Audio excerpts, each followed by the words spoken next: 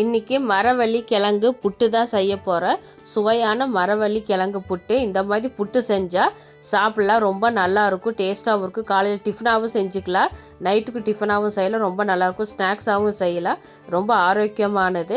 இந்த மாதிரி முறையில் ஒரு டைம் புட்டு செஞ்சு பாருங்கள். இது எப்படி செய்யலான்னு பார்க்கலாம். மரவள்ளி கிழங்கு பாருங்கள், எடுத்து வச்சுருக்கேன், பெரிய கிழங்காட்டம் எடுத்து வச்சுருக்கேன். இது தண்ணியில் போட்டு நல்லா கழுவிட்டு தோல் சீவிட்டு துருவிக்கலாம். இந்த மாதிரி நான் இதெல்லாம் துருவி எடுத்துக்கிறேன். புட்டுக்கு இந்த மாதிரி துருவி எடுத்தால் ரொம்ப நல்லாயிருக்கும். இந்த மாதிரி காய் சீவியில் வச்சு நல்லா துருவி எடுத்து வச்சுக்கலாம். பாருங்கள், இந்த அளவுக்கு எனக்கு கிழங்கு கிடச்சிருக்குது. ஒரு பிளேட் அளவுக்கு கிழங்கு எனக்கு கிடச்சிருக்கு. இது ஒரு பாத்திரத்தில் போட்டுக்கலாம். நான் இதில் பாதி தான் செய்ய போகிறேன், பாதி எடுத்துக்கிறேன். அடுத்து கோதுமை மாவு தான் சேர்த்திக்கிறேன்.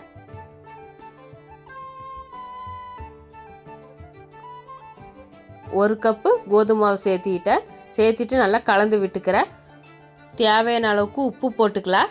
உப்பு போட்டு நல்லா கலந்து விட்டுக்கிறேன். நல்லா கலந்து விட்டாச்சு பாருங்கள். இந்த மாதிரி இருக்கிற தண்ணியெல்லாம் உடச்சி போதுமானதாக இருக்கும். தண்ணி உடச்சிட்டு இந்த அளவுக்கு நல்லா உதிரி உதிரியாக இருக்கணும். பாருங்கள், இந்த மாதிரி ஒரு கலக்கு கலக்கிக்கலாம். அடியில் இருக்கிற உருண்டையெல்லாம் நம்மளுக்கு மேலே வரும். அது நல்லா பிசைஞ்சு விட்டுக்கலாம். அடுத்து இட்லி பாத்திரத்தில் தண்ணி ஊற்றி வச்சுக்கலாம். துணி இப்படி போட்டு துணியை பார்த்திங்கன்னா நல்லா ஈரம் பண்ணி சேர்த்திக்கலாம். வர துணியில் போட்டால் ஒட்டிக்கும், கொஞ்சம் ஈரமாக இருந்ததுன்னா ஒட்டாது.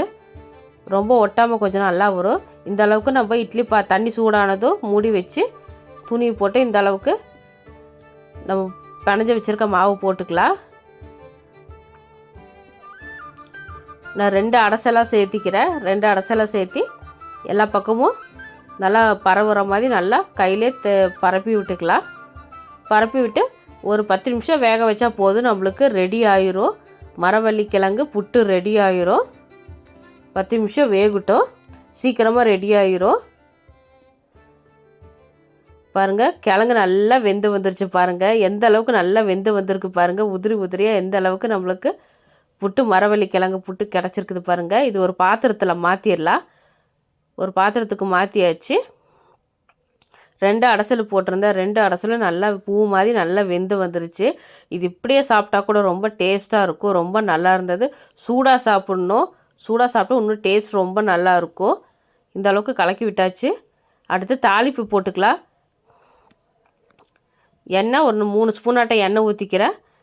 கடுகு ஒரு 2 ஸ்பூனாட்டம் சேர்த்திக்கிறேன்.